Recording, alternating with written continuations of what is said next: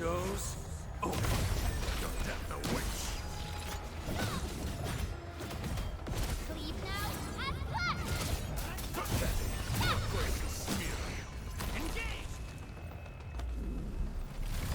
Friends, combat in Arknight Endfield is way more fun than I thought it was going to be just from watching previews. There's a lot to do in terms of trying to time your combos, as you saw, within that little preview I gave you just there. And I want to dive into exactly what you should expect and how you can best utilize this system when you get yourself into Arknight Endfield. But first, a special holiday announcement. If you like the holidays like me and you're ready to get your stocking stuffed by Santa Bear, then go down in the description below where I've got $200 worth of free things from my partner Raid Shadow Legends. They're giving you legendary characters, epic characters, and there's even an additional code to sweeten the pot for an additional legendary character. So if you want to get full this season and you want all the good goodies, drop below. Give me a little bit of support, click on that link, and Santa Bear will stuff you right. So I pre-filmed a couple fights that I'll walk you through later, and I'll kind of break apart all the things we're about to talk about. But I first want to kind of dive into the characters. I will say that the game does a really good job of teaching you individual characters. Once you're in the character screen, this is maybe a first tip, you can go to profile and then operator guide, and you can do a test of that unit, and it will walk you through the way to use their powers, the way to use their combos, and you get some rewards for doing it. So have fun with it. I do think you should go through them all. I'm in beta right now, so I'm probably not going to do everybody, but it is a good way to get some basics on the character. But what you really want to do afterwards is you want to get into their kit and you want to learn about their strengths and then how to exploit those strengths. So I'm kind of maining right now Pog as far as the beta goes, and I might switch over to Yvonne just because I happen to pull her. And the things that I know for his powers, and we won't go into his stats at the moment, is he's going to focus on SP recovery. You can see that over here in the corner. And he's going to do breach. And then on the bottom, you're going to see he has a couple extra things, the living banner and tactical instructions. So then looking at Living Banner, during battle, recovering 80 SP with his own skills will grant fervent morale for 20 seconds, and that gives attack plus 4% and art intensity plus 4.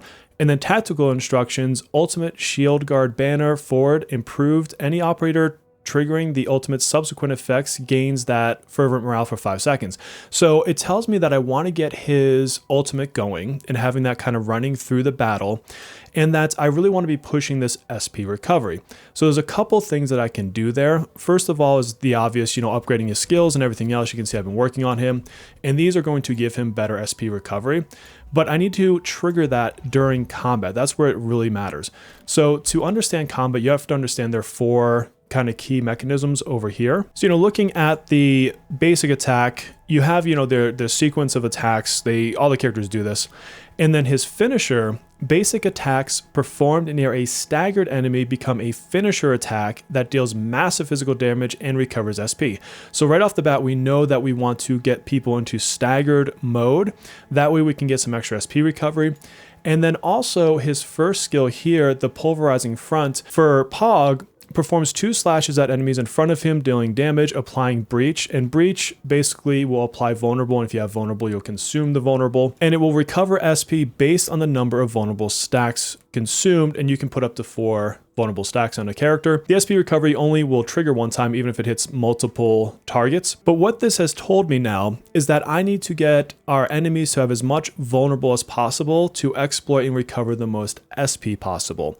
So this is the first thing you really should do, is if there's a character you want to main, you want to look at that first skill and really understand what triggers it. If I just switch to Yvonne as an example, so this gives a freezing bomb, it explodes when it hits the enemies, does cryo damage.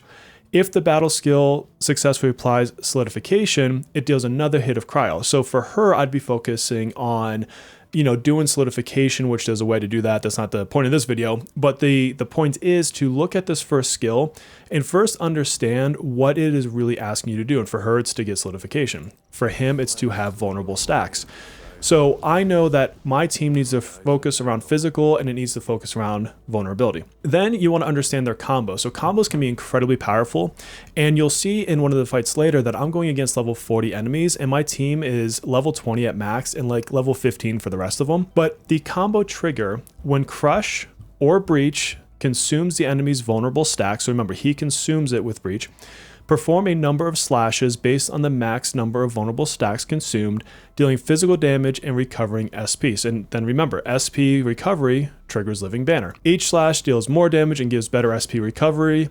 Consuming 4 stacks of vulnerable enhances the third slash. So you, again, the more vulnerable stacks that you can build before using his skills or his combos, the better. And then on the ultimate for him, summons 4 shield guards to advance to the target, who will push all enemies along the way towards the target, dealing physical damage while generating 5 points of Steel Oath. When they suffer a physical status, now physical is lifted, knocked, crushed, and breached, or takes damage from Pog's combo skill, consume a point of Steel Oath and summon a shield guard to harass the said enemy, dealing physical damage and recovering SP. When the last shield oath is consumed, all 4 guards will initiate a decisive attack, dealing massive physical damage. And remember, on tactical instruction, any operator triggering the ultimate subsequent effects gets Favorite Morale. So I actually want my other characters triggering this as much as possible. So by understanding this kit, I understand that I want a lot of vulnerable on the enemies. I want to consume that vulnerable as high into the stacks as possible. This will be especially important when you're fighting like a big boss who has a big HP sponge of a health bar. Smaller enemies, you're going to wipe through them anyway, so it doesn't really matter. And I want to make sure that my team is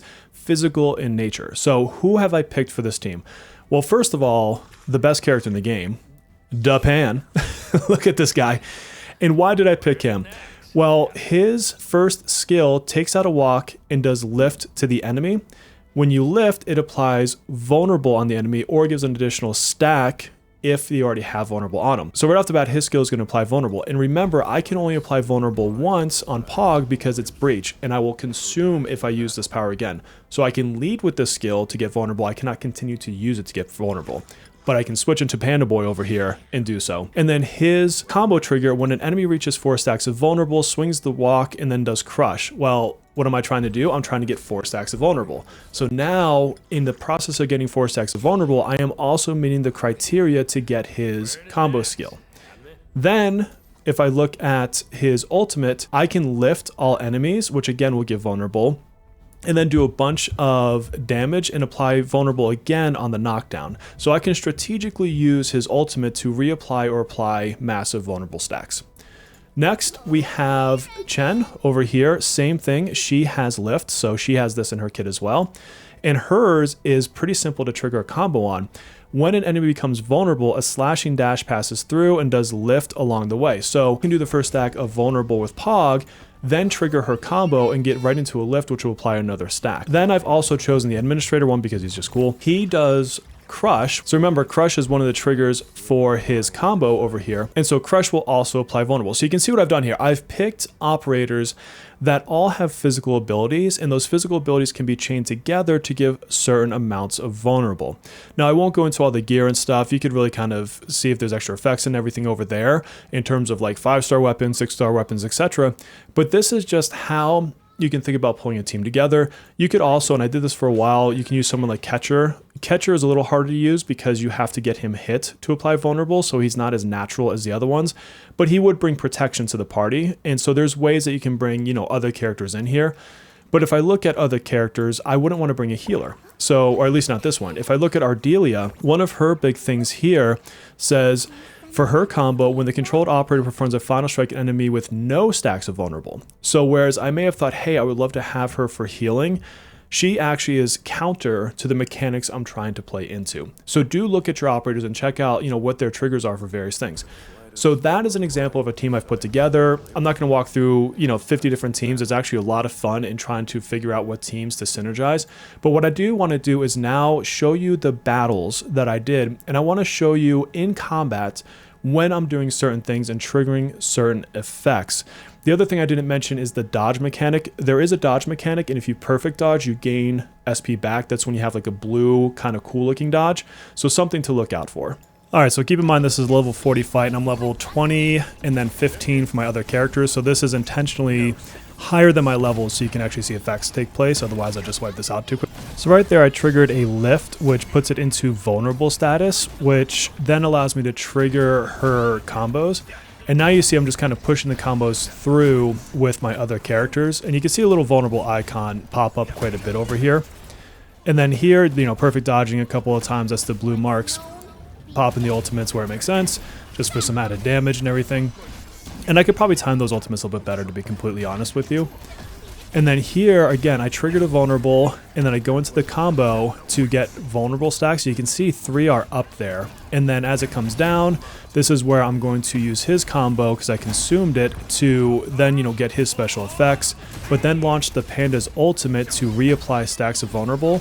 And again, reapplying lift, and then this person now has 4 vulnerable. And then what I did is end with a crush, because the crush will then consume all those vulnerable stacks, and it will do massive damage. So that's an example of kind of how you quickly apply vulnerable, how you're using your different teams to synergize through.